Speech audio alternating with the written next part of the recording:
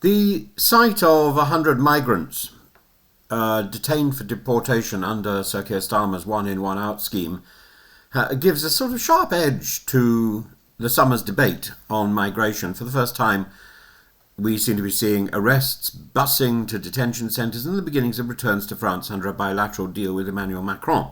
Yet the entire policy is fraying under scrutiny.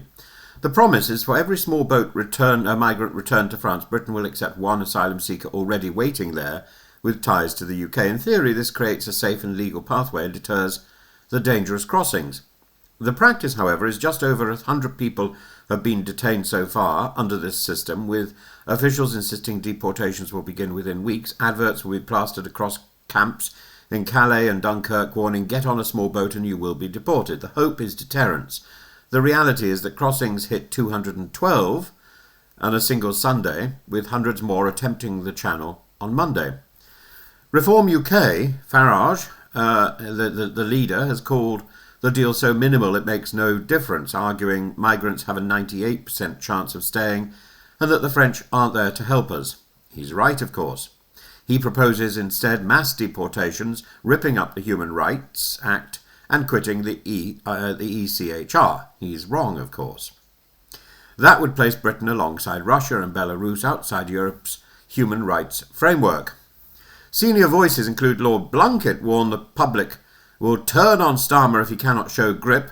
Polling already shows 71% think he's handling the crisis badly. Well, Blunkett is wrong. It's not just the immigration crisis which has turned people against Starmer. The many asylum seekers interviewed say they applied online for the scheme and heard nothing back. Without addresses or digital access, applications fail. In frustration, they cross anyway. Of course they do. It may incentivize more crossings, not fewer, this one in, one out. If deportation only means being swapped for someone else, smugglers can still sell their dream. It hinges entirely on French cooperation, and as the chaotic scenes on Gravelines Beach show, French police are hardly leaping into action. It leaves Starmer squeezed between Reform's radicalism and Labour's humanitarian wing, with neither convinced that this is the right thing. The crossings are up 46% compared to last year, with over 28,000 arrivals already in 2025. This is to say nothing about the arrivals under lorries and smuggled up to the M1 to get out somewhere near Reading.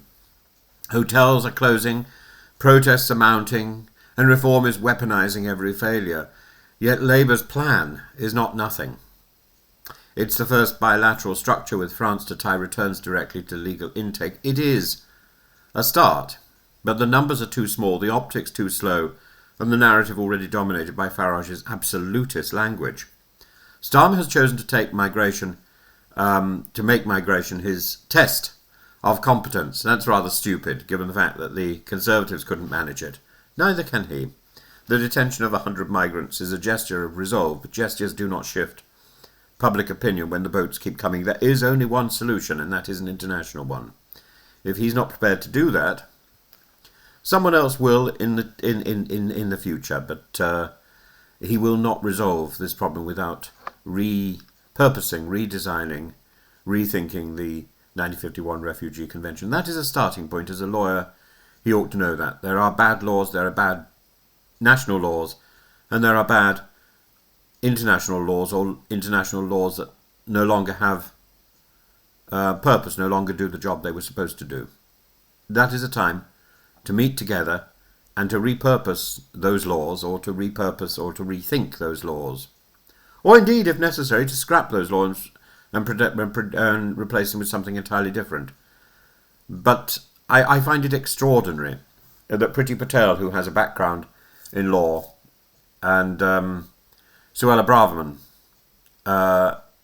Kemi Badenoch, these people who are supposed to be thinking about law cannot think about this.